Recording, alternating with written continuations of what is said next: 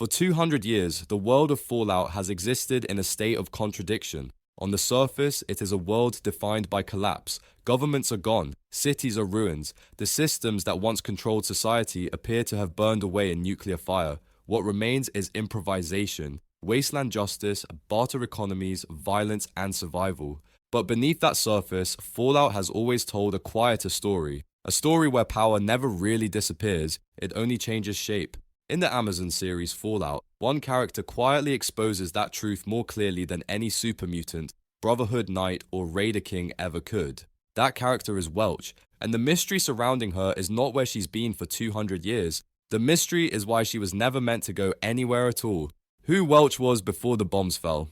Welch is introduced as a pre-war political figure, not a revolutionary, not a demagogue, not a strongman. She represents something far more dangerous. She represents administrative authority. Welch speaks calmly. She does not threaten. She does not inspire fear. Her power comes from familiarity, from sounding like the system people already trust. She is the kind of politician who makes control feel like common sense.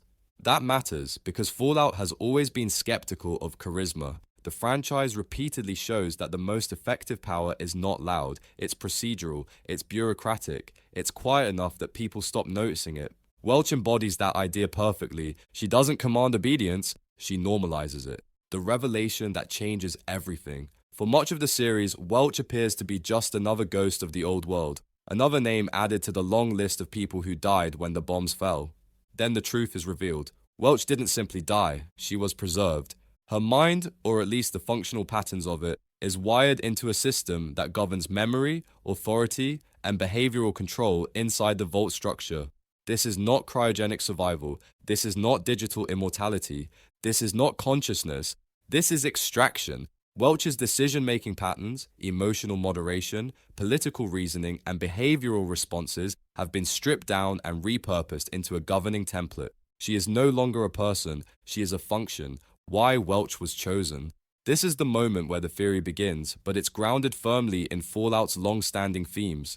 Vault-Tec never chose leaders based on morality. They chose them based on usefulness.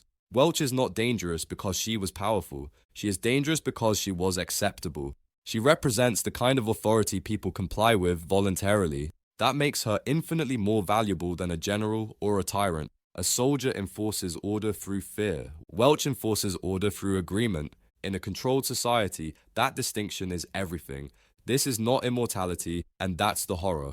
Some viewers interpret Welch's preservation as a form of survival. That interpretation misses the point. Welch does not experience the future. She does not observe. She does not adapt.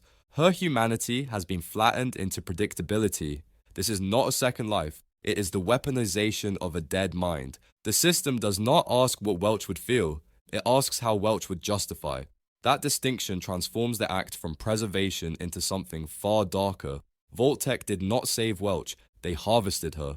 Vault-Tec's true project was never survival. To understand why Welch exists in this form, you have to let go of the idea that the Vaults were meant to save humanity. Fallout has shown us again and again that the Vaults were experiments, psychological experiments, social experiments, behavioral experiments. Vault-Tec did not trust humanity to rebuild itself correctly. They did not believe that post-war societies would recreate the structures they valued, so they preserved those structures directly. Not buildings, not laws, not flags, minds. Welch is proof that Vault-Tec's ultimate goal was continuity of authority, not who survives, but how power behaves afterward, the Enclave's invisible hand. This is where the Enclave enters the theory and where things become disturbingly coherent.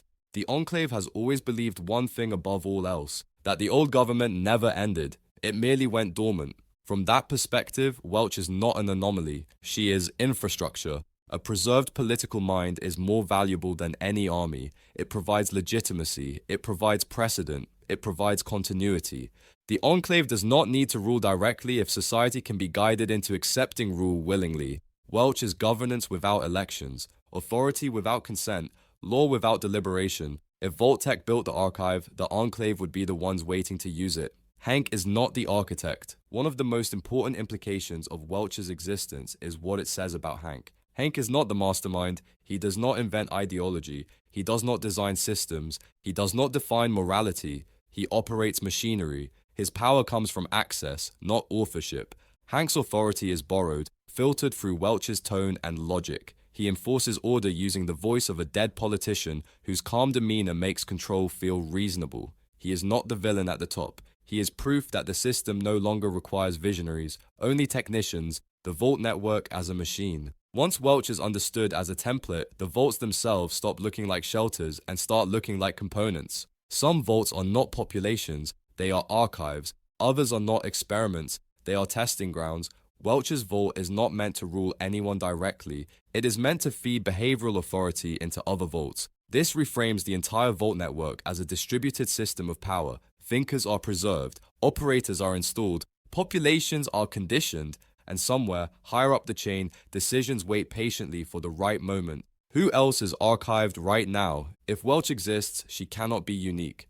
Vault-Tec would never rely on a single point of failure. The most likely archived roles are not heroes or symbols, they are systems in human form. A pre-war president or acting executive would represent ultimate legitimacy. This figure would never be deployed early, they would exist only as a reclamation trigger. The moment society is stable enough to accept the return of the United States. Behavioral scientists would be even more critical. The architects of vault psychology would need to be preserved to refine conditioning models, correct failures, and adapt authority across generations. Legal minds are equally likely. Judges and constitutional scholars provide justification. They don't enforce violence, they rationalize it. And finally, trusted media figures, broadcasters whose voices once reassured the public, would be invaluable in normalizing authority without force. Welch is not the crown jewel, she is the test run, the real meaning of the 200 years. So where has Welch been for 2 centuries? She hasn't been waiting in the dark, she hasn't been dreaming, she has been embedded. Her logic has been looping, her tone has been shaping decisions, her authority has been quietly active. The bombs did not end the old world, they compressed it, reduced it, stored it in systems designed to outlast chaos. Fallout's most terrifying truth. Fallout often looks like a story about rebuilding civilization. In reality, it is a story about whether civilization ever truly ended. Welch proves that power does not need living leaders, it needs only patterns, and if authority can survive without bodies, then the wasteland was never free, it was only unsupervised.